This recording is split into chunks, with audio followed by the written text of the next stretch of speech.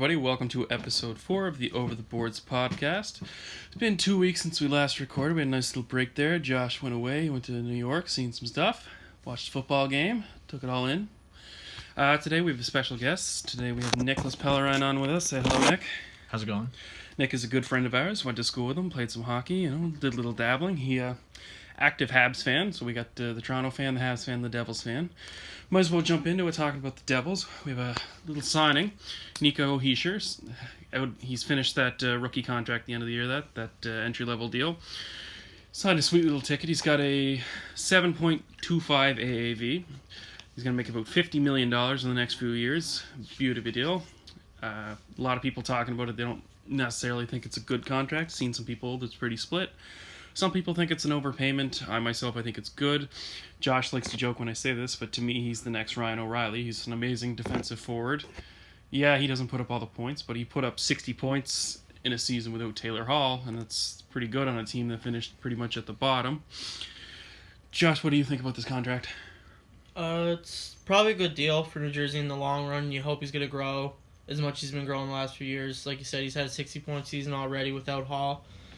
Hopefully, with Hall around full time, without getting injured this year for a full season, he puts up a little more points, and the contract breaks down pretty well for him. He gets a little signing bonus, and right now he gets a $3 million signing bonus. And who knows, in 5 years it could be one of the best contracts in the league, like we see Nathan McKinnon's right now. Former first overall pick, like we said, he's not that dynamic offensive forward, but you don't need that in everybody. I mean, you surround him with a good bunch of offensive players, you're going to need someone like that.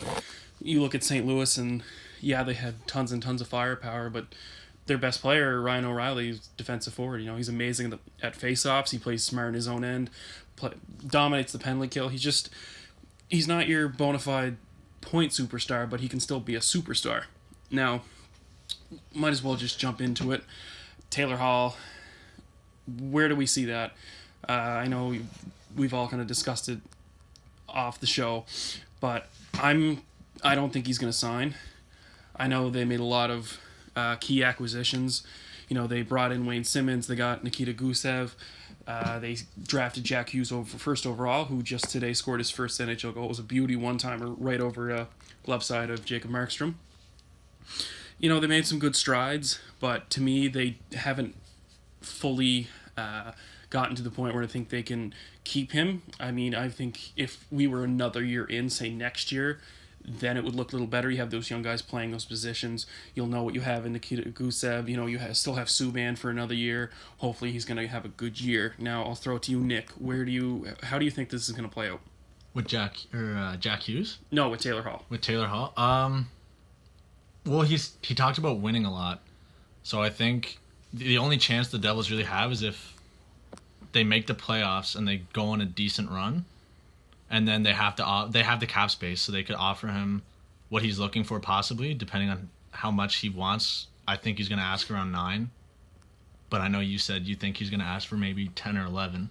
I think it does start at double digits. I say it has to minimum start at 10, and if you're New Jersey, why not? You have a lot of cap space. 23.7. Yeah. And projected right now, it doesn't mean deadline moves exactly. And all that stuff. So if they're dumping salary, like there's talks that Vatanen might be going, and talks of some other defenseman coming in. So if you somehow manage it so you gain a bit of salary cap by dumping Vatanen, I think Vatanen only makes about 4 something.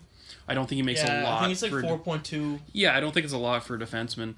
So you have a lot of money to deal with, and you have a superstar who I'm sure at this point is very comfortable in New Jersey, and I'm sure he likes playing in New Jersey. I just think the question is he wants to win. He's had 2 playoff rounds, one in New Jersey, one in Edmonton previously, and he's been in the league for will be 10 years. Drafted 2009, first overall.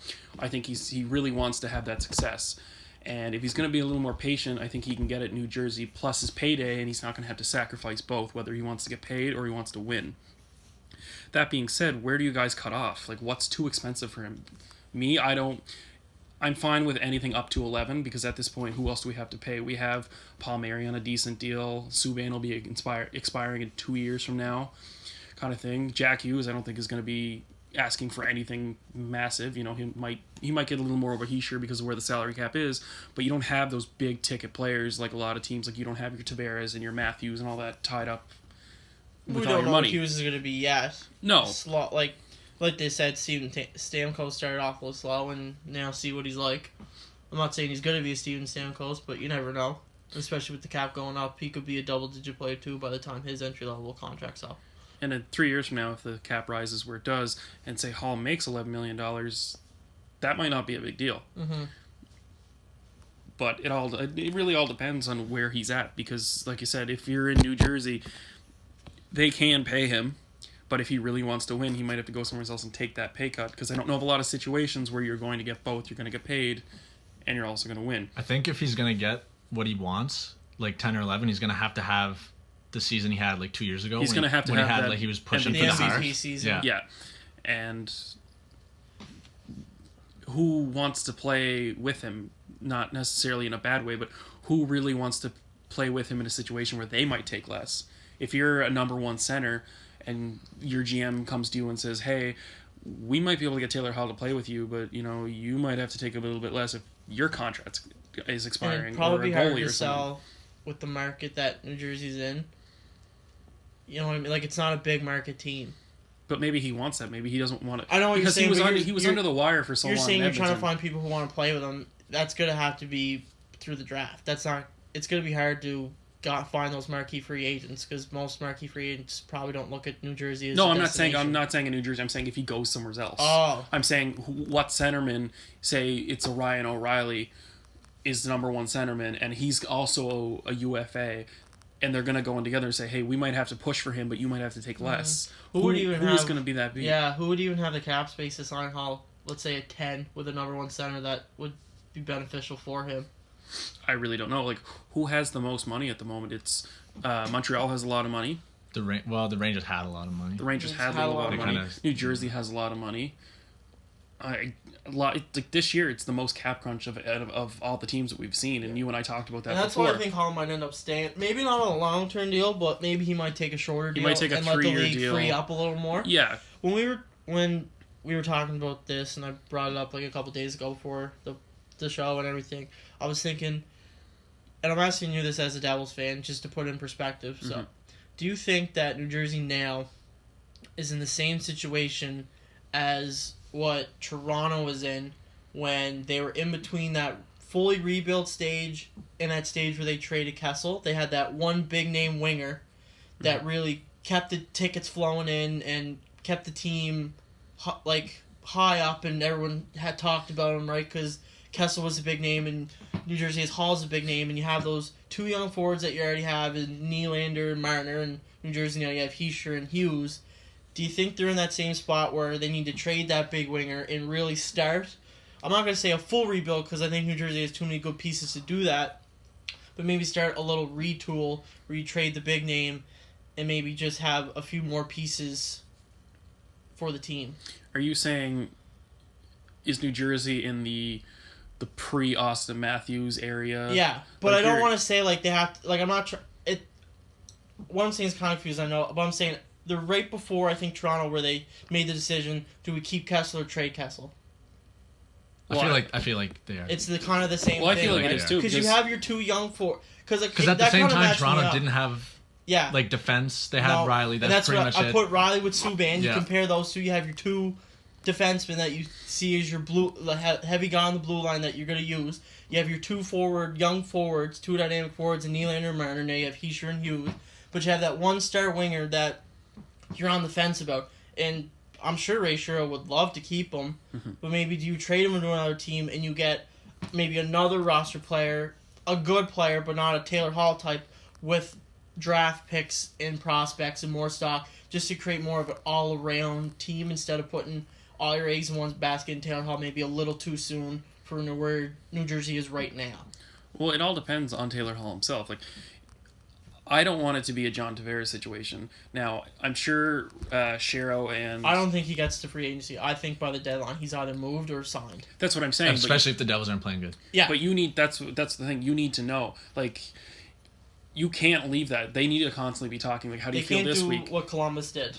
Yeah, no. And we all understand what Columbus did Columbus last went year. Columbus went all in. They went all But in. I don't think New Jersey can afford to let a Taylor Hall walk for nothing. The difference with Columbus too is they were in a position to go all in. Right now, the Devils, if they continue the way they're playing, Columbus had to go all in because they knew they were losing guys. So they said, we have these pieces, we need to go all in. Yeah. But with New Jersey, I think, you need to know where Hall is at. If you need to know if he is not coming back, you need to know way ahead of time. You got to know a month and a half before the trade deadline, because you need to right away start working deals. You got to start working angles. You got to figure it out, and it's going to take long because you're going to want multiple pieces. Yes, so you have to figure out. You need to get your scouts out there. The teams that they're going to be looking at are also going to know or need to know whether or not they're going to be in a position where they can go for Taylor Hall and have the assets they that might the need Devils to are unload asking. players. Exactly. Yeah. So, and that's the thing. Like, you're never going to get someone of his caliber back, and that's what you're saying. Like, what's the value of a Taylor Hall right now? It's automatically a first round pick,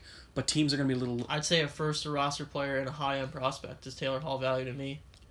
But he's just a rental. I'd say that's if I'm assuming wherever he goes, he signs. There's a contract there. Yeah. It could be the same with like Justin Falk, where they move him. Well, it's not the same, but Falk only went because he knew he was getting an extension. Yeah.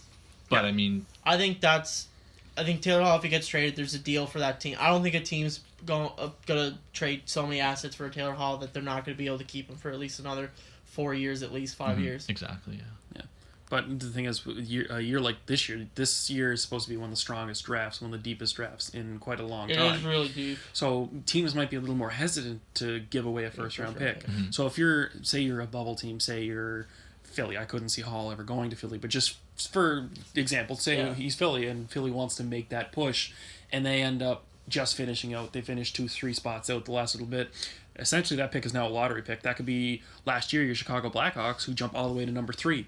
And they get that 3rd overall pick. What if someone comes up and the top 5 is seen as like a superstar top 5 this year, like a potential superstar top 5. Because you have Alexis Lafreniere, Quentin Byfield, and Alex Lundell, exactly, Alexander Holtz, and Lucas Raymond. Yeah. Mm-hmm. So you have your 2 Canadians as.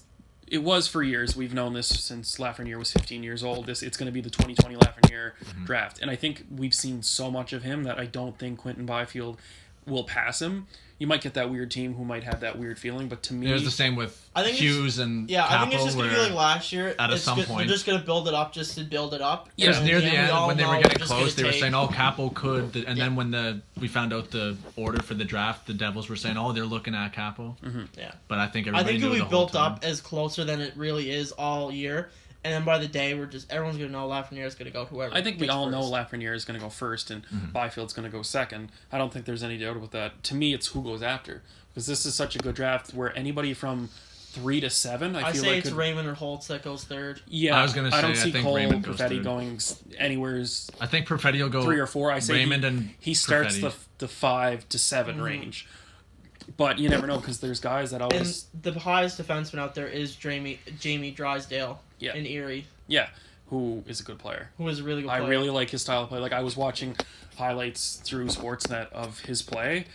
Unreal. Like, dynamic offensive defenseman, has decent size, plays defensive well, but just to me, he's that big offensive threat defenseman. And you got to think of the wild card in this draft, too, is Yaroslav Askarov, the Russian goaltender. Yeah. A lot of people see him as...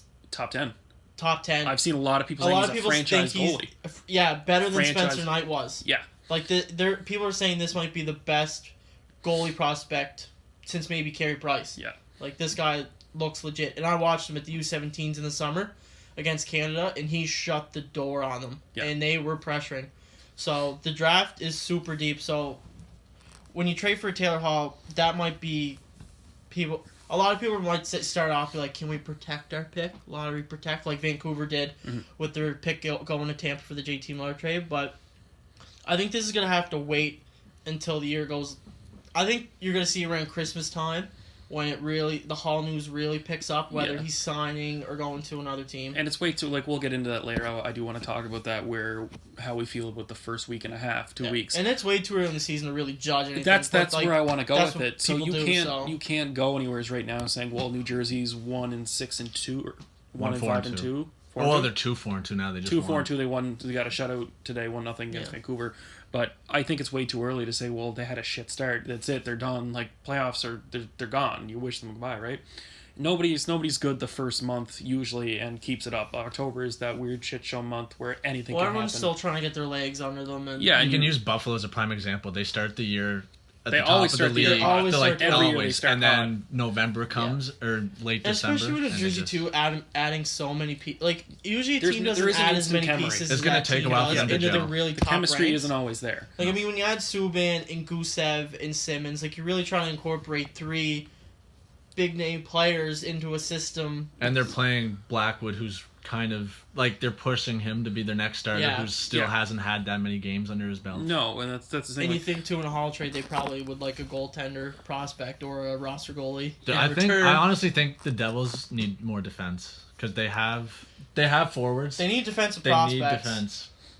Yeah, but and that's the thing. Like you talk about the chemistry. Like it's not going to be instant. Like you now have your top 6, like you have 2 new players in there. Like Gusev is a second line left wing, and then you have Hughes who jumps in second line center. Yeah, that's a lot of movement in your top 6, and that affects your power play. That affects your penalty kill. Like at the moment, he's your number 1 center, but he's also your number 1 penalty killer. Yeah, and even though Gusev's played in a professional league, you might as well. He's a rookie over here. Yeah, it's he's his learning first a year in whole North new America. system in North It's America. smaller ice. You got to it's give a little more Russians physical. time to adjust. Yeah, and especially when they're playing in your top 6, you're gonna have bumps. And when your goaltending's not as solid as you like it to be, you're going to lose some games. But like you said, Buffalo's off to this hot start. So was Anaheim. So was Edmonton. In 2 months from now, they could all be at the bottom. So well, let's just get into that now instead of saving it. Like, do you guys think anybody stays hot? Because I don't. I think you and I were talking about this on the way over. I think Carolina, of all the teams, is most poised to stay not necessarily as hot as they are, but I think they're going to be the most continuous moving forward. I feel like a lot of teams are going to dip. Like everybody's going on about how Edmonton's so unreal, but if you look at the teams Edmonton's played, they haven't played these really good hockey teams. They've played a lot of lower teams who didn't do that great this year, and they've had a lot of space in between their games, so they're very well rested. With Edmonton, I think it's like McDavid, Draisaitl, and Neal combined for 80% of their goals so far this season. They don't have any secondary scoring, which is what's always been the problem. You're relying on Draisaitl and McDavid. Yeah, and then Nugent Hopkins can kind of go in there too, and I think that's the problem. That's going to catch up to them. They don't have that secondary scoring. Like they don't have the depth up front to sustain any of it. And Mike Smith's been fresh right now. Yeah, he's playing Koskinen's good. playing good too. Yeah. But then again, like we're saying, they haven't had those big threats that they've been playing against. So if you can, it's beneficial to start that way. Like you can start hot, get ahead of everybody, and then play 500 hockey the rest of the year. That's what Toronto did last year. Toronto had a really bad second half of the season, but they didn't squeak into the playoffs. But they got in on necessarily not. They were ahead enough where it was all right. Yeah, you can get ahead enough and then kind of protect yourself, right? And maybe that's what Edmonton's doing. Maybe Edmonton didn't speculate this was going to happen, but you look at, like we were talking about with New Jersey, just because they're where they are the first week and a half, 2 weeks, doesn't mean they're going to stay there. They've won their last 2 in a row. Yeah, you can get hot just like that, and you can skyrocket. Look at talking about Buffalo, 10-game win streak. They can get hot and then just cool right off and miss the playoffs. Yeah, completely just shit the bed. And I mean, Buffalo started hot. We talked about that, and then you have Minnesota. We might as well get on that now. Like, well, we'll get back. Who do you guys think is going to stay hot? Who do you think is going to get hot? Who's going to drop off? I think Carolina's going to stay hot. I have no reason not to believe they won't. No, like with the tools they have. They have depth. Yeah, they just have 4 lines of skill and I think defense. too, with the Metro opening up as much as it is, so you see Washington kind of struggle out the gate. Pittsburgh's getting riddled with all these injuries. I think McCann went out the other night now, so that's like McCann, Galchenyuk, Malkin, among others that are out. What's his name? Bukestad. Bukestad's out too. So I think that division's really opening up, and Carolina can easily, if they're smart. Pittsburgh's still playing good. They're still playing good. They're Crosby's 5-2. They're 5-2. But I think they're 6-2 now. They're 6-2. I just think Carolina has the easy open door to really run away with the division, and they might not win in the end, but I think they'll give themselves enough leeway to finish still in the top 3 of the division at the end of the year. But I think the two followers are definitely going to be Edmonton and Anaheim. I think they're playing way too. Well, Anaheim right now is relying on Gibson to win every game. Yeah, which they can't do. What they've always done. Yeah, but they can't. That's not going to last a season. No. They're to me they're too old, too slow. They this time next year, I think it'll be a lot better. You'll see that big swing because you have all those young They'll guys have that are coming up. Steele. They'll have bona fide next year. Yeah, because Sam Steele is, I think, Troy Terry too. Troy yeah, Terry. I think Sam Steele this year will show what he can do to show that he can fit in the league, and I think he's going to be even next year. I think he'll be a second line player all year. And they have Josh Mahura. Is that how you say it? Mahura? Something like that. Like down in San Diego. He should be able to come up next year. Anaheim has always, in the last 7 to 8 years, has drafted well, developed well. Well, they've always drafted They're a defense machine. They just pump out. They don't defensemen. rush. The good thing with Anaheim is they don't rush their prospects. Yeah, and then I'm surprised they are where they are now. But I mean, that's also a product of taking your time. You have all these older guys who want they contracts. put all their they gave a bunch of big contracts when they were in their prime. Yeah, so now you're going to have that youth movement coming through. Well, now we're talking about old Minnesota. Minnesota is in such a bad position. I feel so bad for Bill Guerin. Was Chuck Fletcher that was there last year? No, it was Chuck Fletcher was with Philly. Who was it that was in there? He was only in there for 14 months. Yeah. Nick, you can check that out. He because there's so many. Yeah. Paul Fenton. What Paul did he Fenton, do? He fired the head director of scouting and hired his son. He hired his son. Now that's a bad move, but to be fair, his son has been scouting before. Yes, this isn't. It's not like he just brought some guy in. His son in. But he basically fired the entire analytics team. He completely ignored them. He had fights with his staff. The way he's not on the same page with his head coach. No, and to me, he seems like he was fighting himself. I think he felt like it was him against the world, because like we said, like he'd have meetings and he'd leave his analytics team out. Like he would take him and his assistant GM, and they'd have meetings on who they should trade for. Like I can't remember who the head analytics. It's a girl. She's now signed with Seattle. She was with Minnesota last year, and the Kevin Fiala trade, I think he was talking about doing that trade, and they all said no, including her. They said, do not do this trade. This is not a good trade. Which they lost. And then they went into it, and I think she made a comment about it like a month or so after the trade, and I think that was he made a comment about how they should start looking for works other places because he wasn't going to bring them back. And to me, that's when you hear stuff like that, that's chaotic. It's ridiculous.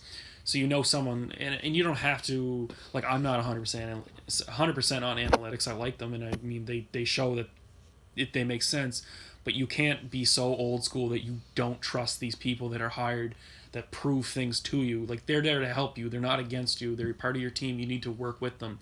And I think that clearly showed with the moves that he made. He was there for 14 months. I don't think he won one trade that he made. No, he if you look at the Charlie Coyle all the trade, trades he made were lopsided, too. It if wasn't you close. look at the Charlie Coyle trade, all he got was Ryan Donato and a pick. Mm-hmm. If you look at the Victor Rask for Teravainen. Yeah. It's bad. The Nino Ryder That was trade. 1 for 1, the too. Nino Ryder. Yeah. That's who went to. Yeah, sorry. Nino Ryder for Victor Rask. That has not worked out. And now Rask is on a just as bad contract as you could say most of the forwards are. And then Granlund. And then you look at the Granlund. That was the worst one. That was the worst one. Granlund's like he's probably a first liner. Poyle stripped Fenton with that one. Yeah. Granted, Fiala is young. Fiala, I think he's 22 or 23. And he's on a decent contract. I think he's only at 3.2 I think it expires. for 2 more years. He just hasn't proved what everybody thought he was going to be when he was brought in with Nashville. Mm-hmm. And I mean, he's kind of bounced around, but he still has a lot of potential. He can still score goals. But to me, Bill Guerin is in such a bad position with that team. Was it Bill Guerin that signed Zuccarello? Yeah. That was not. Who hasn't scored a goal yet? No. And Zuccarello is he's 32. 32? He's 32 on a 5-year deal. 5 years, so you're 37 years old, and that contract, if he plays that out, and I like Zuccarello, I think he's a really good player, but I mean... Bad team to go to, though. Bad team, and you were talking to me about the last episode, and I kept saying Logan Couture, Mm-hmm. but... I kept saying Pavelski, but I meant Logan. That's what the Stars, though. That's what I'm saying, but like we'll go back to that. Like you want it in that kind of position. He signed a short 3-year deal compared to a 5-year deal. Pavelski? Yes. He signed that's the kind of deal that Zuccarello should have got. Mm-hmm. But Zuccarello was smart and said, no, if I'm coming here, you got to pay me. It was a great contract. It was great for him, but if I'm Minnesota, oof. Minnesota is. Do you think it's the owner? Well, just saying like sign somebody. I don't know. That could be. Like, Minnesota's a hockey Because market. I feel like any smart GM would realize, I don't think I'm in the position to be signing a winger like this. I think something's got to change where, like, a rebuild starts. Like, Because I don't know. a new You think GM any just comes sensible- in and You think signs any a... sensible GM would be like, I really don't think this team has enough to really make it anymore. I think a reset button's got to be hit. But they can't. You can't strip that team down with the. They're stuck with Suter and Parisi. Yeah, you can't I'm strip not that team saying down you with can't those move those contracts. two. I understand that. But Eric Stahl's on a really good contract. He only gets paid $3.2 million for the next 2 years. Anyone could pick that up for a playoff run. The Zuccarello contract is unmovable now because I don't... Unless he really he picks it up, I don't think anyone's going to really take on that. Spurgeon. The Spurgeon contract to me... I don't find that's a bad contract. I don't find it a good contract. It's not bad, but it's not good. It's just... It's a... What's Dumba's contract? Oh, Dumba's, to me... Dumb would be the one player on that team to me that's unmovable because you don't want to move him. He's on only $6 million for the next 5 years. Is it only $6 million? Yeah, no, and that's he's a number one contract you don't want to defenseman. move. Yeah, you don't want to You move can't... him. No. Former 7th overall pick. And I mean, Mikko Koivu's up at this year. Yeah, this is his He's last done year. this year. I think the contract that you probably have the most value is Jason Zucker's. Mm-hmm. I mean, it's 5.5 for 4 more years, but I think he's serviceable enough for a team who has the cap space and needs another top 6 player. He could really fill that void. But it's going to be... The GM's going to have a hard time doing what he ever envisions for Minnesota. I don't even know where to start with that team. Like, most places you want to start back out, but I mean, they have Dubnyk, and Dubnyk's not being Dubnyk's great. getting old. Dubnyk is getting old. 10th overall in 2004. He was good the last couple of years there, but I think it's gotten to the point where that team is just so bad, and it's showing with him. Like, he can't do everything. The biggest goalie prospect, Hunter Jones. I think he's the only real prospect that they have. I think he plays for Guelph. You know what I'm talking about? No, I don't. Yeah, his name's Hunter Jones. Hunter Jones? Yeah. Pretty sure he plays for Guelph. But even Or no, he plays for Peterborough. Peterborough? Yeah, Peterborough. Is he like a 4th round pick? 4th round pick? I can't remember what round he went in, but I know he's one of their goalie prospects. Zuccarello's injured right now, too. Yeah, he's on the IR. Mm-hmm. But yeah, it's just Minnesota. Minnesota's probably worse off than we thought Edmonton was when Ken Holland started there. Mm-hmm. At least with Ken Holland, you have a little wiggle room, right? And Neil's kind of paying for his contract now. Yeah. Oh, big and time. even like if we want to go into Edmonton, McDavid is there. Yeah. And Draisaitl. You don't have those players. That's 2 top 10 players. In Minnesota. Joel Eriksson hasn't worked out. No, and a lot of people had such high hopes What's for that him. Russian prospect that never came over? Kaprizov? Yes. I know who you're talking about, but I can't remember who the name is. They drafted him super high a couple years ago, and he's like, just never come over. No, and why would he? Yeah. Unless he wants to get paid and just play hockey. He was. But I mean, probably you can still rank over, him as their number 1 prospect. It's technically, yeah. But who else do they have? They have Jordan Greenway, but he hasn't paid off. Greenway, Boldy, Janssen on the back end, Philip Janssen. He was taken in the 1st round, I think, in 2016. But they don't have that big name prospect. That's what I'm saying. Like, that's the problem. They always do well enough to finish like 9th or 10th in the They just conference. finish outside and they just get that top 15 pick, but it's never in the top 10. You just get a good prospect, but you don't have that. Not like it doesn't have to be a franchise player, but you don't have that franchise moving player where you can bring in other guys with that prospect to put around him. And I think that's the big, like, for years that was Mikko Koivu. You had Koivu and people, they wouldn't want to come in, but you could say, hey, like, we have Mikko Koivu who's an amazing two-way forward. But they don't have that anymore. They don't have these people. And it's just this shit show. Like, and I really don't know, like, where do you go with this? Like, I think you have to tear it down. But you can't. You have to wait. You have to wait it out. You can do a partial tear down, like I said. You can do 75%. You can move Zucker, Stahl. You can probably get a good return on Stahl come the contract. deadline. I think you can get a 1st round pick. I think you could easily from a team that says I think we're definitely gonna make the conference finals. And his contract is so cheap. And with protection picks now too, a team can listen. We'll give you a 1st round pick for Eric Stahl. If we make the conference finals, it's a 1st. If we get knocked out in the 2nd round, it's a 2nd. If we lose out in the 1st round, it's a 3rd. They could even do it. And I think Minnesota will be willing to do that just to have that little cap space, because every little cap space counts for Minnesota now. It really does. They could do what Vancouver and Tampa did when Vancouver got Miller for a 1st, but it was lottery protected. That's still a bad deal. It's still a bad deal. I don't like that deal. I don't understand. Miller's playing good. Miller's got 8 points. He's leading the Canucks in goals. Yeah. But if you're Jim Benning, I don't know how you take on that contract knowing that you had to pay Brock Besser and then you got to play... Well, the Miller contract's only 3 years. Jordy Ben, they signed Tyler Myers, and they got JT Miller's contract before Besser. I know, but even like going forward, they just took in all that money and they're giving out all that money. When you think about the only two guys that are really left to sign, and that's not for another 2 years, is Hughes and Pedersen. And Miller's only going to have 1 year left when they come up anyways. But that's still a lot of money that you have like put away. Because they signed Myers for 5 years at $6 million a year. Yeah. That's not a good contract. Demko's going to have to get paid. Don't forget about him. At some point. Yeah, he's. I think he's up at the end of this year.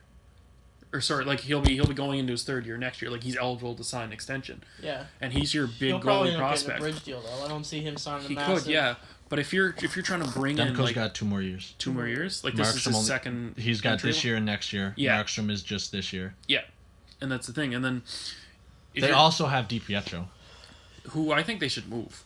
I think it's a little early right now, but in the future, like if He might be worth moving because I think you'll just stunt him like Montreal did Fucali in the end, and you didn't move him when you should have. No, Fucali just turned out to be a bust. Yeah.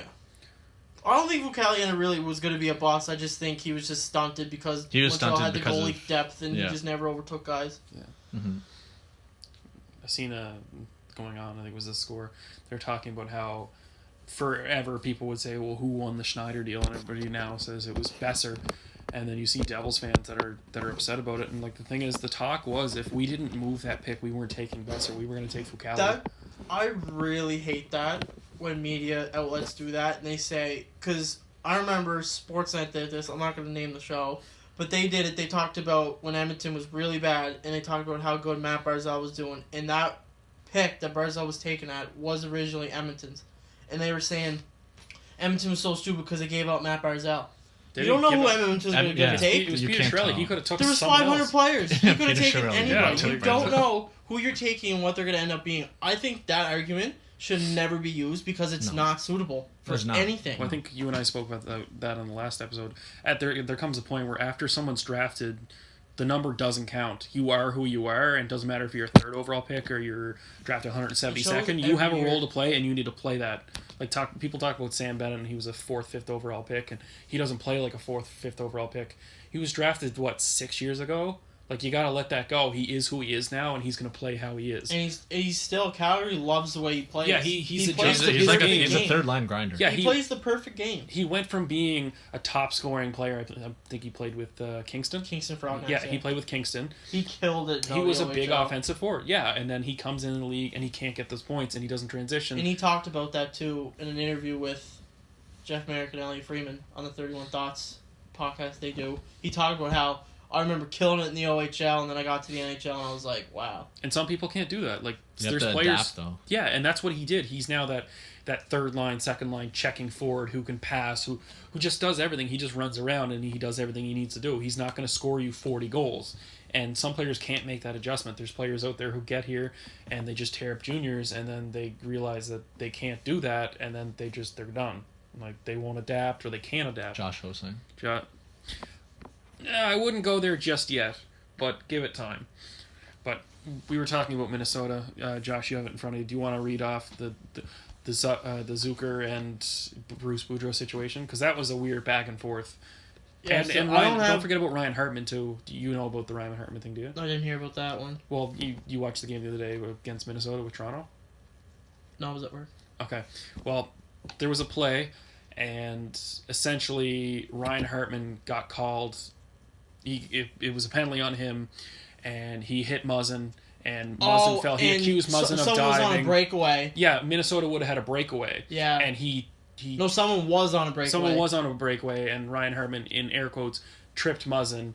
And I don't know if you guys know, Muzzin's a big dude. He's pretty sturdy. Yeah. And if you watch the video, he went down pretty But there's easy. been a lot of that lately. Big guys falling down for, like, getting tapped. Yeah, A lot of and that's guys the have been thing. And then doing Ryan that. Hartman wasn't pissed, or he wasn't happy about it. And Bruce Boudreau didn't have his back. He basically came out and said, "Well, we were on a breakaway. Why would you do that?" Yeah. So there's been like a lot of controversy. It's been a little rough in Minnesota for obvious reasons. You have the Zucker comments there. Yeah, so he pretty much called out the entire team and the coach. So his first quote was, I think more than a meeting is going to have to jumpstart us, to be honest with you. So obviously there was a team meeting at some point so far, and obviously that did nothing for anybody. And then this is where he really attacked. He names Bruce. He says, it's going to be each individual guy from Bruce on down. Bruce has got to be better. We've got to be better. Everyone's got to be better. That's it. So, That's coming from Zucker, who has Zucker. 2 points in 7 games, I think it is. Yeah. So I think he has to start at himself. Mm-hmm. And like you said, everybody's got to be better. We got to. Everybody has to be better. The thing I don't like about his quote though is he never says I. Yeah. I think when guys attack their team and attack their coach, Start with yourself. start with your like. If you only have 2 points in 7 games and you're getting paid over $5 million, like you have to say, I gotta be better, the team's gotta be better, the coach has gotta be better, like we all gotta be better. Like you can't just say we, because we is just saying it's all your fault. Yeah. Zucker wants to be a leader on this team and call a team out. He's gotta say, I need to be better. Yeah. Especially when like you have young guys in the locker room, like a Joel Eriksson, like a Hartman, like a Luke Kunin. Like what is that showing them? It's just showing them blame the whole team You're not instead of gonna take taking responsibility for yourself. Yeah. And when you look at Minnesota, guys who have yet to score are Stahl, Zuccarello, who is hurt, and Mikko Koivu. So, And that's your leadership core. and that's your leadership core. So if We're they're really at the- not putting up the points. If they're at the top and they're Koivu's pointing got the 2 blame, points, I think. He's got 2 assists, and Stahl's got 1 point. He's got an assist. I mean, like we said, I don't think anybody in that situation be saying anything because, like we said, it's not Bruce Boudreau's fault. He has this team. He can't do anything with it. Firing the coach would be pointless. Yeah, and it would then just be going back to Edmonton. We'll go into firing that. That'll the be our coach. next point. Yeah, but you can't blame Bruce because he was given this team. You can't blame Bill Guerin He was for the given most part. For the most part, He was given that He was team. given it, but Yeah. he took an extra step with that Zuccarello contract. And like these are the players they have. They're just gonna have to deal with it. And I think they should all kind of look in the mirror and say, "Listen, like This is we the are group who we we have." are. We need to accept that." And the thing that confuses me about Minnesota so much is when you look at them on paper, you don't see like a really bad team. Like I understand they're old, and you see that They're they're the oldest old, team in the league. I think but, they're like, 29.6 is their that average defensive age. core is pretty good. They're okay. They've always had a good defensive Suter, core. Dumba, Brodeen, Spurgeon is a really good top 4. Yeah. It's And- not a dynamic top 4, but I'd say on a team with a really good offense, that's a playoff team. If you take that defensive core and you put them on, say, New York, like the Islanders, or even Toronto, that's still that D-core will get you in the playoffs. It's a good D-core, but the team overall isn't great, and I think they should know that. I think everybody knows that except them. I think maybe know they don't that. want to accept it. Well, I don't know why it's so hard to accept. It's not like you've really done anything in the last number of years. Well, we'll just go from there. I guess we can just transition into coaches. So we talk about bad teams. Does Boudreau get fired? I'd say I say if it happens, it's not until the summer. it's not to the end of the year because, like we I said, think it'd be pointless to there's fire no hope for a this guy on a team. bad team like that for no reason. The only reason I could see it is with a new GM, and the Yeah. coach was already set for him if he wants to pick his own coach. And I mean, GMs usually do that, and that one what Paul Fenton might want to do this summer. He probably didn't want to like do it this summer because he was too busy on focusing what he had in the team. Usually, GMs do take a year to figure out what they have. Bill Guerin. Oh, Bill Guerin, sorry, yeah. What did I say, Paul Fenton? Yeah, but Old GM. but Paul Fenton did bring in Boudreau, I think. He did. Yeah. So I mean, in the like we're talking about, like, why do you want to bring in your guy if you know that's not going to do any good? It's just going to hurt the team more. Than Yeah, it's just going to shake everything up. Well, I and it's think probably his not- guy's going to be in the summer. Yeah, and that's what I mean. Like, why do you bring in a guy halfway through the year? There would be absolutely no point. It'd be a waste of money and time. Yeah, so why don't you just let this year play out how it will and just accept it? I mean, this year's a write-off. It's tough to say, but it is. Like, it's not going to be a great year. And then you look at San Jose. Is San Jose going to fire their coach? Is New Jersey going to fire Hines? Like, everybody's come out The and assistant said... GM moving down the bench was kind of weird to me. I've never seen that happen before. I And can apparently only... Hines suggested it. That's what I seen in Well, an article. Apparently he asked for the assistant GM to come down. To me, if Shiro is saying Hines' job is safe and he's requesting that Fitzgerald comes down to the bench, to me, that's Hines saying, listen, something isn't right with these players, and I think you should see it. Because why would they, like, and... It's not like Hines has not done a good job either. You can't really blame him for the playoffs. No, I last like year. him. They went up against the other year. Sorry, years ago. when they went up against Tampa. Yeah, no one had them to win that. No, I mean, I and said they it to won be a as game. fan. And they won a game. Yeah, they did. And that's the thing, like, in last year, I think last year was just a write-off. Like, be real, it was just a write-off. And then this year, like, a lot of high expectations we're talking about, and things don't go the way. But, like we were saying, like, chemistry. Like, New Jersey just brought in all these guys. It's going to take time. You're 6-7 games into the season. Shit's going to take time. And I think with bringing him onto the bench, it's more so, I'm going to say, management and Hines coming Assessing the together, whole team saying, itself. listen, something isn't right here, and we're going to have to figure this out. Because Fitzgerald is an assistant GM. He's a good GM. He was asked to do interviews for Toronto, I believe, before Dubas. I think they just wanted him in there. He was asked for Minnesota. New Jersey didn't give them permission. And Was he asked for Toronto? I think he was talked about, yeah. I think they just wanted to get candidates, like we all knew it was going to be Dubas, but like Because they I always thought there was just him and Mark Connor that they talked to. no, I know they talked to a few different people. Oh. But that's the thing, like he's talked about being a number one, like a head GM. So he's been in contact whenever Shiro does something. I'm sure Shiro, like he's an assistant GM, it's gonna be spoken about with him, and he's probably said over the off season, hey, maybe we should look at this player, because he was a scout at one point too, and assistant GMs do scout. So I'm sure there's a lot going That's on. mostly what they do is contracts and Yeah. stuff. So he probably has a lot of eggs in that basket. So if he's going down on that bench, he's probably gonna he wants to look at what's the problem here, because he's a part of it.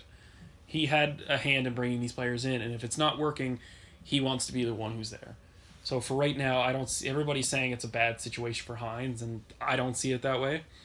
But I don't know. Only time can tell. Like, do you guys have anything to say about New Jersey? I don't think Shiro will get rid of.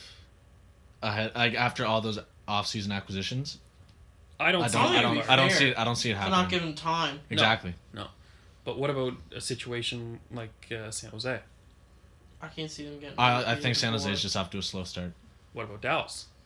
That one's tricky because I do think Jim Montgomery's on the biggest hot seat of anybody, because I know you brought, and we're just talking about that with New Jersey, bringing in guys, but you brought in Pavelski and Perry.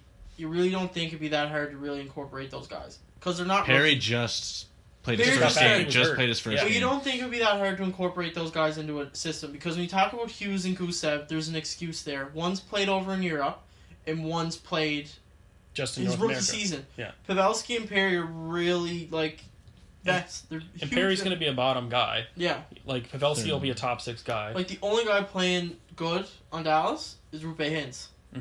That's it. Everyone talks about Rupe Hintz because he's playing the best. I seen today that teams have been asking about Jamie Benn with Dallas too.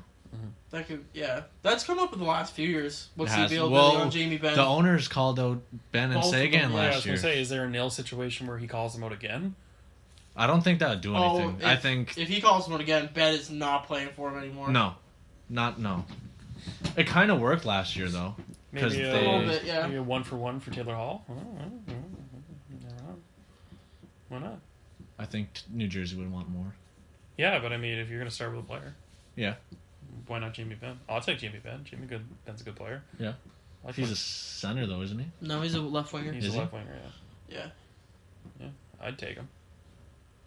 Now, what You're else kind of do we springing have? that on me. I don't really know. I can't think. Yeah, it's kind of all over the place.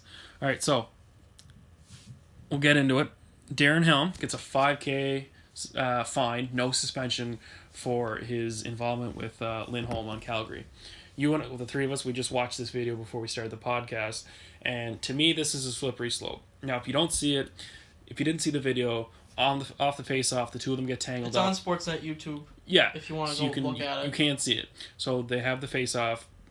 Helm kind of steps in front, and I don't want to call it a slew foot, but he knocks Lindholm off balance. They grab each other and he He drops him to the ice. He throws him. He throws him to the ice. He knocks the feet out and kind of throws him. Which to me is kind of crazy because Helm's like 5'10 and Lindholm's like 6'1. Yeah. So that right there it goes like that. So we go down the ice, and Lindholm tries to throw a hit on Helm, and they kind of just bounce off each other. They bounce off each other, yeah. Yeah. So then Helm is skating. Curls behind Lindholm. He's not looking. He's looking at the play. He's watching the play develop. It's on the other side. Lindholm sticks out an elbow and gets him with a pretty Catches big him in elbow. the chin. Yeah. Drops him. When Yeah, I first drops seen the him. video, that's what I thought it was about. I didn't know it was about the slash. I thought it was originally about the elbow. That when I first popped up to me. And then you see it. He goes down. He pops back up, swings back around, and now at this point, Lindholm has kind of glided in the front of the net with the play, and Helm comes in and two-hands him. On the back of the leg. on the back of the In leg. the back of the legs, right in front, right in straight view of the ref. Yeah.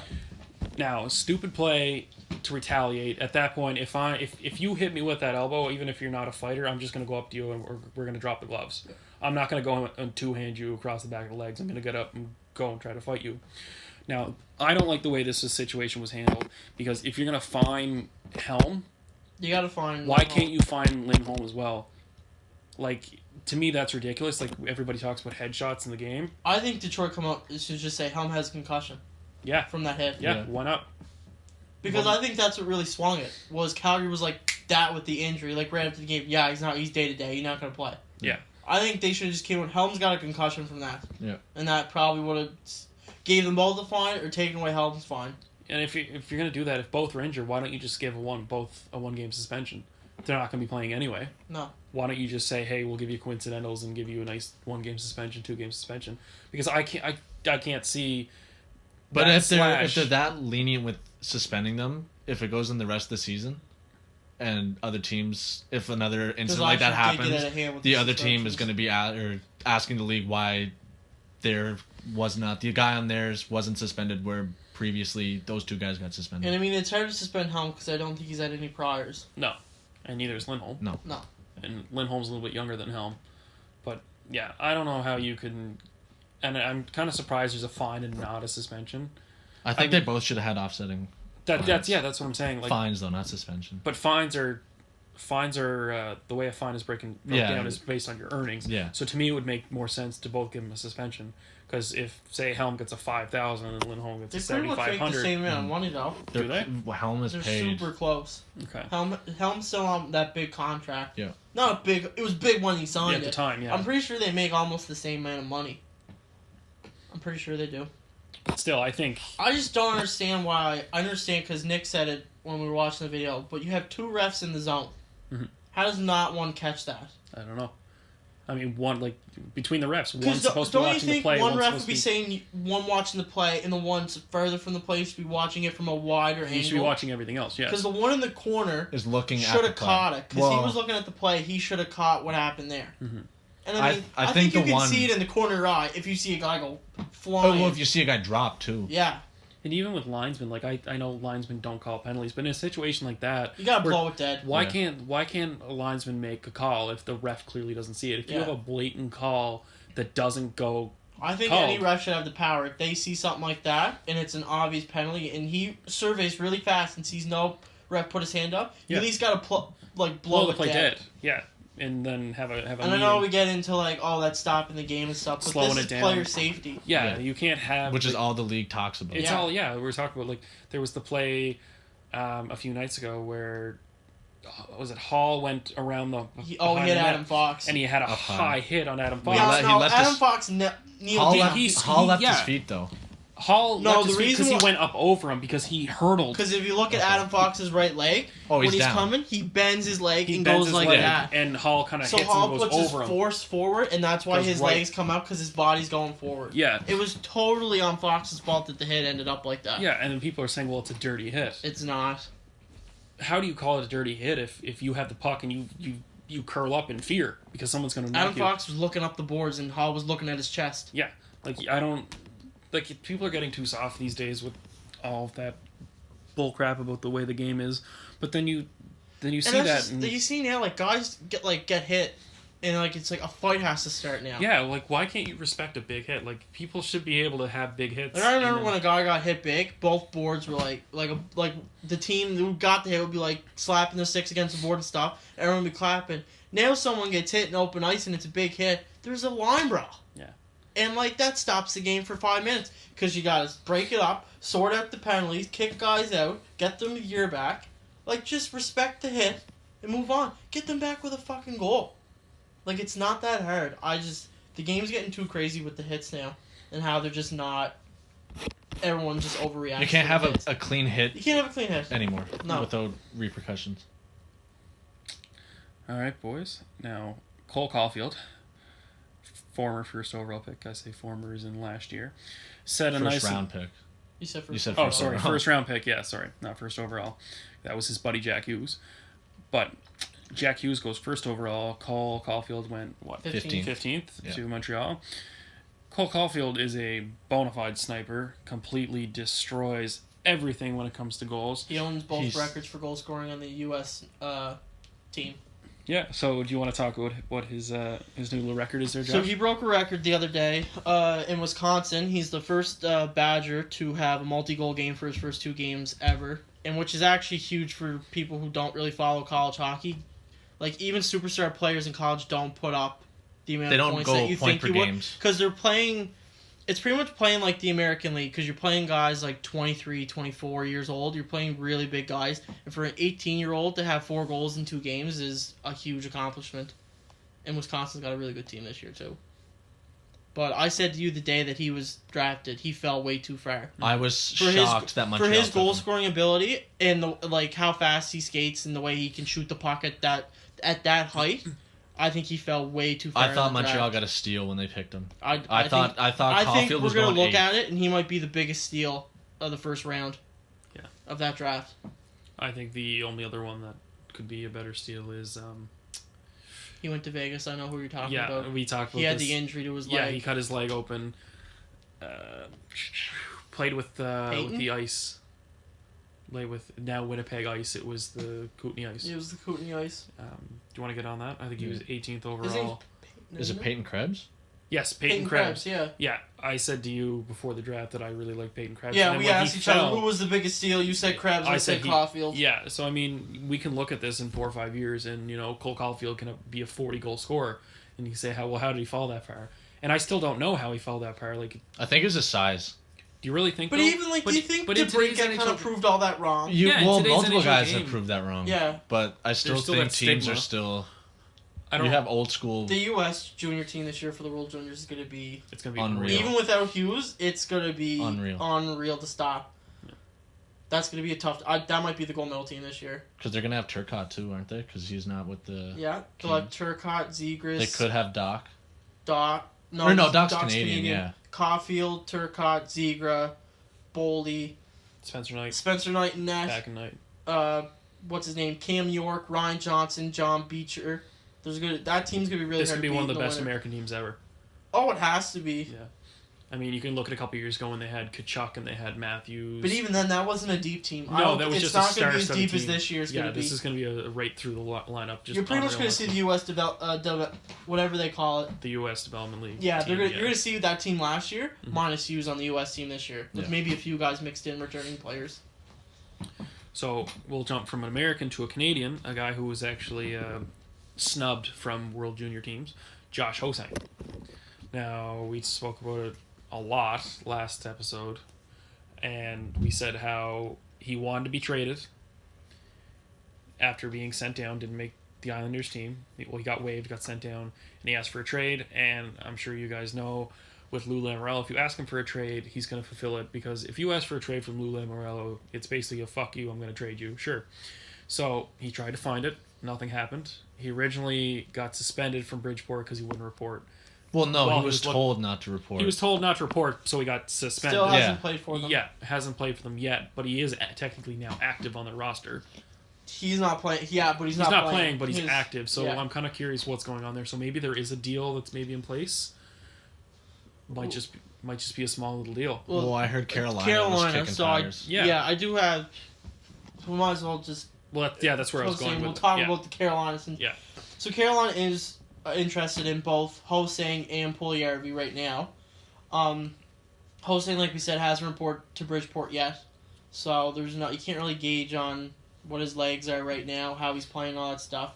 But Puljujarvi's kind of interesting because right now he's overplaying in Europe with Carpet. He has 12 points in 12 games, and a lot of people are talking about him as maybe one of the best players over there right now. So, I mean, is it up to him? See, is it up to him to come back?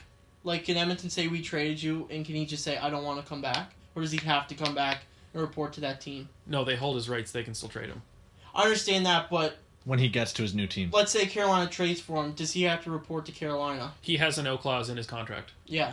Over there, so he can't. Yeah, he can just come right back. No, I'm saying if it's up to him, because like I said, he's seen as one of the best players over there right now. Yeah. Would he really want to give that up? To come back to the NHL? Yeah. Oh yeah. You think? Yeah. unless he really he's had the surgeries last year. He had multiple surgeries. Unless he's looking at this year and using this year as a rehab year, it's just a throwaway year. Like everything, just listen. Like everything went sour. Let's just find where we are again. Maybe that's what he's using this year for. But if he really feels like now that he's good, like you said, he played 12 games. 12 points in 12 games. Yeah, so he's played 12 games. If he feels like he's ready to go now, maybe he will jump back in the NHL. But if he's still kind of disgruntled, or maybe he's not fully healed, or he just really needs to get his feet going or something, he might use this year. But yeah, if it's me and I get traded, if it's just I want to just play at the highest level, if I get traded, I'm going to come. Do you think before he It gets has to traded happen though? But before do you think he looks back and sees that Edmonton's hot start and I don't contemplates think he coming back? wants- He doesn't Nothing want to to come do. back to Edmonton. You don't think he's that not change? happy. You don't think that'll change it at all? No, he's not happy with how Edmonton dealt with his situation. He's not happy. Like he straight He's up done told with them. it. He said, "I have injuries. I can't play." And they said, "No, you're fine. Go play." And then he messed up one of his hips and said, We had off-season surgery on both hips, didn't he? "Yeah, that's the Yeah. thing. He hurt one of his hips and said, I can't play." And they said, "No, you're fine." With like the medical staff said, "You're fine." So he went back and played, and then messed up his other hip and said, "Look, I'm hurt. I really can't play." And I think that's one of the main reasons he's not coming back. I think he's mad at how he was treated with the team, and he's I don't want to use the word offended, but he's disgruntled with how he was treated, and he doesn't want to go back to a situation where they didn't handle him properly, and now he had to have surgery because of it. So I think I don't even think it has to do with the fact that how bad Edmonton was. I think it was the fact that he's just not comfortable playing there because of what happened. I think it's more 70% he's not comfortable with the way everything went compared to the 30% of how Edmonton is. That's me though. Even with Edmonton's new GM and new coach. Yeah, because who else is new? Just Well, yeah. just Ken Holland and Dave we're talking Tippett. or Dave Tippett. Sorry, yeah, We're talking. Dave Tippett. Yeah, those are the only new faces, right? It's still the same medical staff. It's all the same rest of it, right? So he probably has a sour taste in his mouth. Mm-hmm. So I think he really does want to start somewhere else. I think he just wants out of Edmonton, not necessarily because of how bad they have been, but because of how bad they were to him. Mm-hmm. So with Carolina, since like that story came out, they were interested. I looked through their roster and the Checkers roster, their AHL field, to see what could be possible trade chips going either way. So I found two, one for each player. Mm-hmm. Are you talking one for ones? One for once. Okay. I just think this is like on the same value, like you put each player on the same value. So I'll start with Ho-Sang. I think if Carolina was willing to trade for Ho-Sang and Islanders are willing to do the same, I think their best trade chip would be Hayden Fleury. Not Hayden Fleury, sorry, the other defenseman, sorry, Jake Bean. Jake Bean. Yeah. Jake Bean was a defenseman they took really high. Sixth, I think. Or Yeah. eighth, sixth, eighth, In the top 10. something like that. Yeah. Just like the Islanders, same, not as high, but Ho-Sang's a first round pick. Both haven't really worked out to the way the teams wanted to. Maybe it's change of scenery would both really benefit both. I thought that would be a fair value. You start there. And then I said Hayden Fleury. I think he would be the trade chip for Puljujärvi. I mean, Hayden Fleury is on Carolina right now. He has 3 points in 9 games so far. He averages 12 minutes of ice time. That might be a fair value for Puljujärvi if you think that he's going to come back and really contribute in the top 6 or 9. I think those would be your 2 starters for each. That one makes more sense because Edmonton does need like defense, but Yeah. at the same time they have. Well, what about a player like Brett Pesce? I think that's too much value. No, and his I don't Brett mean- Pesce's contract is. I don't mean as a 1-for-1. I mean someone. If you want to get more deal. stuff back, I don't think Carolina's really in the thing of getting assets back. I think they're more want to bring like roster players in because I think they're at that position where they think they can really. They're yeah. Yeah. They're going for the cup right now. I mean, what else would you like? If Brett Pesce, I don't think you'd be willing to give up Brett Pesce. I think that's more of a downgrade. But more than an Carolina was upgrade. last year was hinting they really wanted to get rid of Pesce. Well, yeah, So, but I think it was, they wanted to get rid of a defenseman to better their team, and now that they got rid of Falk, Falk and they brought so in they're Edmondson. I don't think they want to move Pesce now. So that's why I'm saying Fleury and Bean make most sense because they really are deep on the back end, They are. and those are. And Hayden Fleury's kind of worked out. He's up on the team now, but I Yeah. really think Jake Bean needs I that think- change of scenery, and I think he got a movement. I at some think point. Jake Bean would make more sense for Carolina. Now I seen 2 reports. One of them might have come from the other. Was Elliot Friedman and someone else was saying that there's talks with Julian Gauthier wanting out of Carolina.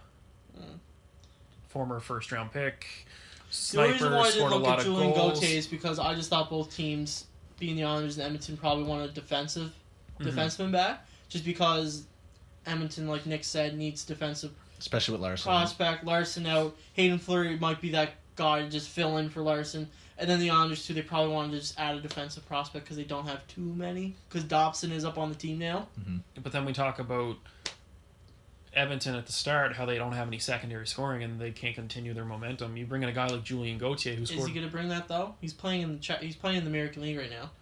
Yes, but why not? I mean, Connor McDavid's number one winger is a guy who played last year in the American League. I mean, Julian Gauthier is a very good goal scorer. I mean, you can check his stats. I don't know what he had last year, but he was one of the top producing players on the team that won the not the Memorial Cup, sorry, the Calder Cup. He went to a Memorial Cup with St. John Sea Dogs a couple of years ago. He won 2 QMJHL titles, one with Val-d'Or and one with St. John. Like he's a big time goal scorer. So I mean that could be a destination for him. Like he might be finally looking to finally make that jump to the NHL. So Last year he had he had 41 points in 75 games. He had 27 goals. that's pretty good for the American League. Right now he has 2 points. He has 2 goals in 3 games right now with a -4 rating. Yeah. So that could be something right there. and he played 2 games with Carolina this year and he has no points and he's a +1 in those 2 games. So I mean no points, but that's still not bad. He's probably on the fourth line. Yeah. And I'd Plus say player. And to be a plus player on the 4th line is pretty it's good. pretty good. Yeah, you're playing 8 minutes a game. Yeah. So that could be someone that you could easily see moved, right? And if you're going to talk about a guy like Puljujarvi, who's a big offensive player, why not bring back another big offensive player who's played enough in North Yeah, they're America? pretty much the same player. Yeah. That one would Julian probably Gauthier- make more sense. And Julian Gautier's a little bigger. I think he's like 6'3". Puljujarvi 6'3". Okay, yeah. So yeah, it kind of washes out. But I think but Gauthier has a little more strength. He to him. has more upper body strength. Yeah, he can Puljujarvi's a little protect more the puck. thinner. Yeah, so Puljujarvi's more of a speed guy, where Julian Gauthier he can control the puck and keep it on his stick before he makes the play. But I don't know. Like, did you guys see what number Noah Dobson got when he got called up? Or sorry, Wahlstrom got. Wahlstrom got called up. Oliver Wahlstrom got called up the Islanders. Mm-hmm. Do you guys see? I don't remember it, but I did see it. He got the same number, 27, that Josh Hosang wore. So, kind of weird. I don't think that's really a shot. I just think that was the number that was available. That's just Because Lou Jose didn't take it. Lamoriello No, not but Lou letting them Lamoriello- take high numbers. Lou Well, Lamoriello yeah. doesn't give young guys high numbers. Yeah, exactly. Doesn't give anybody high numbers. Or sorry, low numbers. He Doesn't doesn't give rookies high numbers. Is it high or low? I thought I'm he. pretty No, sure it's high. He nobody's doesn't allowed let to he have doesn't high let numbers rookies on give the them team. high numbers. Okay. I was thinking about the other way. Because I thought Nylander wasn't allowed to wear 88. And No. he wasn't a rookie when Lou Lamoriello was around. Okay, that makes more sense. Well, yeah, because Anthony Bolivier wore 81. He's Yeah. 18 now. He's 18 now. Yeah. Yeah, so Lou came in like Noah Dobson, I think it was, when he came into camp. He wore 68. He wore with something. Bath or Sydney. Yeah, and with the Huskies, I think, and he had a high number, and he didn't. 62. Something in the 60s. Yeah, and he didn't know he had to wear a low number till he got to camp this year, and he already had a number assigned to him. So, that's the way Lou Lamoriello works. It's nice to see Wallstrom finally break up, though, and get up there. Former Cape Red and Screaming Eagles draft pick, Yeah, never played, though. 4th round pick. Just funny note, when Dumont was the GM, like I followed him on Twitter, I think I still do. He put out a big congrats thing to him. It was a congrats to @Oliver Wahlstrom on being drafted 11th overall to New York Islanders, and it was like hashtag Eagles draft pick or something like that. Like really unnecessary and really like. I don't think you can claim Oliver Wahlstrom when he hasn't played a single second of yeah. ice time for the Eagles. No, it's bad. It was a cringeworthy kind of thing. Yeah, there's a lot of guys that the Eagles have drafted over the years that they just don't come. Your favorite, Nicholas Waugh. Nicholas Waugh, former Calder Cup trophy. and your favorite Shane Bowers. Screw Shane Bowers. Oh, do you want to just get into it while we're here? Do you guys see the Peyton Hoyt hit? Oh yeah, you guys. I tagged you in it. Yeah, I seen it. Do you guys think that should be a suspension? He did. He got 7 Yeah. games. He got Yeah, 7 no, but I'm games. saying, do you guys think it should be a suspension? Because he got Should have got more. He wasn't. If you look, his stick wasn't even on the ice. He wasn't playing the puck at all. He was going straight, and he was a healthy scratch the game before. Yeah, because it was in Cape Breton. He was a and he healthy walked scratch. by me twice, and I said to Jess, and I said, "You see who that guy is?" And she was like, "No." I was like, "That's Peyton Hoyt." She was like, "Who?" And I went, "Exactly." And there's a group of kids sitting 2 rows behind us because we were in the upper bowl. There's a group of kids, and one guy went, "Peyton Hoyt sucks," as he walked by, and he looked, and then the other kid was like, "Who is that?" And he was like, "Peyton Hoyt." And again, the kid was like, "I never heard of him," and he was like, "Yeah, because he sucks." And I was like, "Yeah, okay, so everybody's on the same page with this guy." Yeah, former 6 overall pick. I don't think he's ever got more than like 28 points, and he's a 20-year-old getting scratched most of the time. So, yeah. I don't even see college hockey in his future. No. Like, I don't think any college team would be willing to pick him up. Probably not. Probably play junior A next year, and that's about it. All right, you guys have anything else you want to talk about? No, there's not really else. Kind of a dry week for any news. No, not really happening. I mean, we're into the season now. Most stuff. Yeah, most teams have Summer haven't even stuff played 10 now. games yet, so... Do you think Jonathan Quick is going to get traded? If you were going to trade him, I think last year would have been the year to trade him. So, Yeah. I mean, you had... Do you see his numbers though? Yeah, they're bad. They're But bad. I mean, so is LA. yeah, L- but friggin' what's his face? Jack Campbell? Jack Campbell. Jack Campbell is doesn't have not- good stats either. They're not nearly as Cal bad. Peterson's as probably their best option. Well, they're Yeah. saying they should trade Quick and just run with Peterson and then Campbell. I mean, yeah, like you and I said, we don't expect them to finish high, so why not give those guys some games? I don't know who would take Quick's contract though, because he's got like 4 more years at like 5.8, I think it is. I don't see him playing more than 2 more years. He's had so many hip and But you're groin still taking on problems. that contract even if he retires. There's Yeah. still 3 years left. I don't even know. This is it. We talked about it a couple weeks ago how the goalie market is so flooded. The goalie market's so flooded, and every team is so struck right now. Yeah. Like, who can move anywhere? Detroit has I looked earlier. I think they have over 12 million in cap. Because I was gonna say they could probably because Well, Howard's on a 1-year there's deal. talks. And they're thinking about moving they Howard. wanna And they move could, Howard they, at the deadline and for they a could pick. even probably go for Hall because they have the cap. Like they have a bunch of old contracts that are going to be coming up in a couple I years. can't see Hall ever thinking about Detroit. They're further behind than They- Jersey wow, is. But they have a but- good young But they have group of good, players. they Yeah. have good players. Like we were talking, like they have like. I could see You them and go I- for Quick. You too. and I didn't. I don't think we spoke about it in the last episode, but you and I said off camera that I think they're intentionally tanking this year because when you No, you did say that. oh, did I say Yeah, okay? you said that. Because you look down in the minors, like they kept Svechnikov down there, Zazina. they kept Zadina, they kept Veleno, who I think Veleno could probably play in the NHL Did Mort this year. Cedar go back to Germany? Yeah, he did. He did, He did? yeah. Yeah. And they had a good defenseman that I really liked that they didn't play him this year where they probably could have. Lindstrom wasn't maybe Lindstrom. I'm not sure, but he was a European defenseman. He was really. I think good. it is Lindstrom. I I'm think pretty sure it it's is. Lindstrom, yeah. Yeah. They didn't play him this year, and a lot of people thought he was going to be like even in their top 4 just for the experience, and they didn't keep him on the team. So I mean, Grand Rapids always has a really good team. They've won a couple Calder Cups the last couple of years. So like, to me, it looks like they're intentionally tanking. Just they're giving like because I mean, but it's hard when you see that Anthony Mantha's completely destroying it, and Yeah. You have Dylan Larkin. Dylan Larkin's always played good. Tyler so- Bertuzzi's finally. yeah, playing he's good. getting into his own. So you have that good young players right now who have developed, and then you have those guys that are ready to go. I mean, honestly, that's not a bad thing to. We talked about Taylor Hall. Like, why not bring in Taylor Hall? You have these key young pieces already playing, and then if one's in the minors, you never know. And you have. They'd Steve- probably have to give up maybe Vetrano or Svechnikov or someone like somebody, that. yeah. But even on think about like signing him as UFA, like I'm. Well, if he goes to free agency, then If he makes it to free agency, I think that'd be the only way they would. I don't think they'd trade I their would young. no. That like I think they want to hold on to the picks. Exactly. Imagine Steve Yzerman trying to recruit you. I think it'd be he'd go at you pretty hard. Pretty hard to say no. I think they Yeah, need a to goalie first, though. Like they should look at getting a goalie before they get. I think that's star. what they should look at in the draft. Yeah, they should try to take. Is somebody. taking a scare out. Because they haven't taken anybody high since Peter Mrazek. Yeah. Years ago, and that was like 2009, 2010, and they have they usually take guys in the 3rd, 4th round, and they usually don't really develop. They haven't developed all right. So, do you want to read this? Or do you want me to? No, I handed it to you. You Okay. can do it. So we have Zucker apologizes for calling up Bruce Boudreau. So as we talked about, called him out. So here's the quote. I'll start by first apologizing to Bruce. There was no reason for me to use his name in that quote in any way, Zucker said to the media. My intention with this quote was to state that everybody needs to be better. 99.9% of that is on the players. Zucker's comments were made after Minnesota lost 4-1 to Montreal the other day. So they're now 1-6 in the season. He still didn't say his own name. Yeah, so Yeah. he Still just his said, own name. I'm sorry that I called you out. Yeah. But like we're saying, there was still, that's the first I. Still not taking. He's not really still taking responsibility. He's just saying the sorry. players. He's just moving it around again. That's probably empty too. Yeah. Probably. Getting I'd like called to, out.